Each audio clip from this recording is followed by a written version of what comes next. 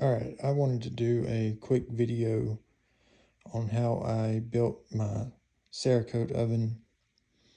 There were several videos online of how people did it and several forums and all that. So I just kind of pieced everything together, all the information I could to come up with my own idea. So I'll start with the outside. It is a refrigerator that I found on Facebook Marketplace. I added these locks, did not come with these.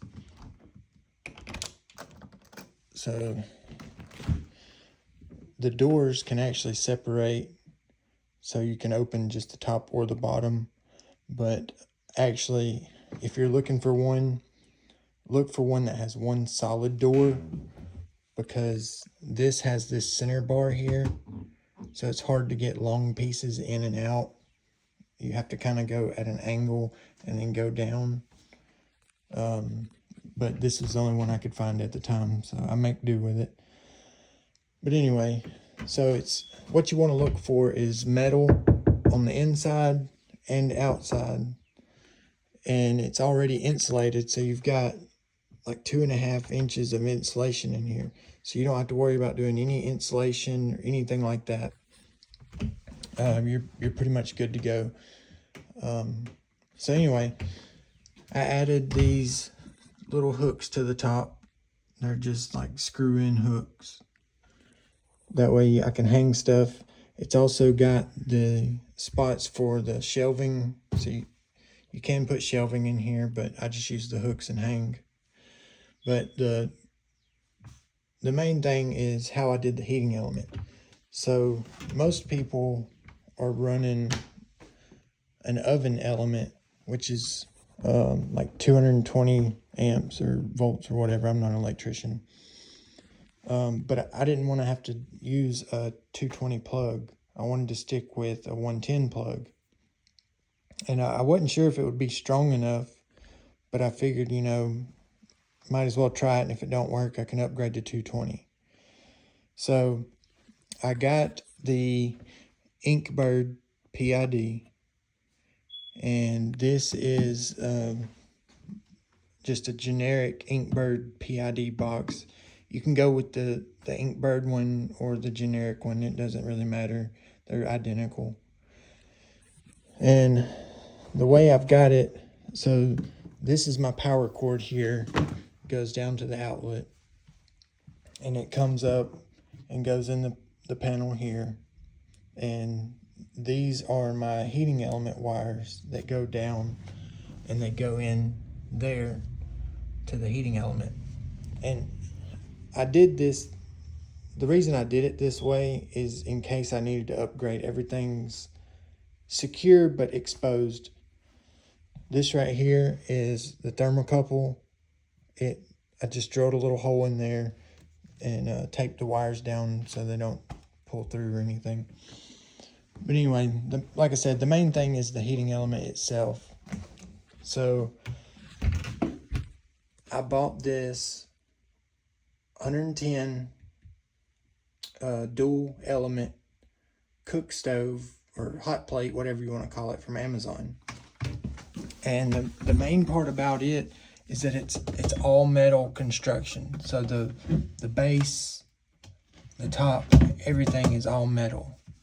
And they come apart really easy. So I don't know how well you can see, but there, where these white dots are, that's where the controls were, the knobs and everything. So on the bottom, there's just a couple of screws, and it comes apart in half. The top and the bottom come apart. Take everything out of it, just completely gut it. The knobs, everything, whole 9 yards, gut everything. All you want is to leave your little pieces of wires coming off your elements. So you'll have a positive and a negative coming off this element and a positive and a negative coming off this element.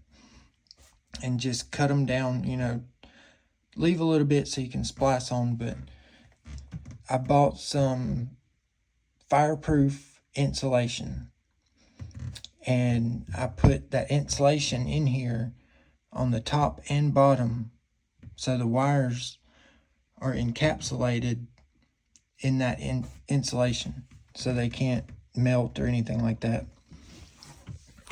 And all I did was use a cheap soldering gun and soldered my wires on, and then used heat shrink, drilled the little hole right there, ran the wires out, and ran them up into the PID. I can't remember what I got this cord from, but you can just use an extension cord and cut the end off, you know, and leave wires long enough to go up into your PID. But the wiring part of it, there's a ton of videos explaining that. That part is really simple. And like I said, I'm not an electrician, but the PID comes with instructions, and there's a million videos on how to wire it. It's really, really easy. You'll just have your 3 wires from your cord, power cord, your 4 wires from your element, because you got 2 elements, 2 wires for each element, so 4 element wires, and then 1 thermocouple wire. And the way I did the thermocouple is I drilled, so that thermocouple has that nut on the back of it. So what I did is I drilled a small hole, just big enough that the wires would go through, but the nut wouldn't. And I just fed the wires from this side to that side. And once you pull tight, that nut hits up against the side.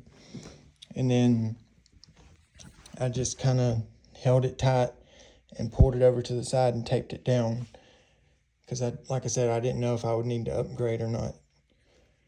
But it's really, really easy. Like, when you're watching these videos and reading online, it seems kind of difficult and daunting, but once you actually start doing it, it's super, super simple. So don't be afraid to give it a try. I even saw one guy that built one out of MDF, but then you have to insulate the whole thing, and by the time you do all that, you know, the cost of the MDF and the cost of the insulation, you're gonna have $300-400 just in the box itself.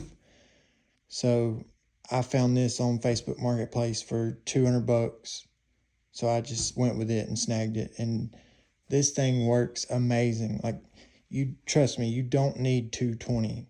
This thing, I haven't really timed it, but it's crazy fast. Like, you plug it in, you set it to 250 degrees, and I would say within 5 minutes, it's at temperature. And it maintains temperature amazingly well because it's so well insulated.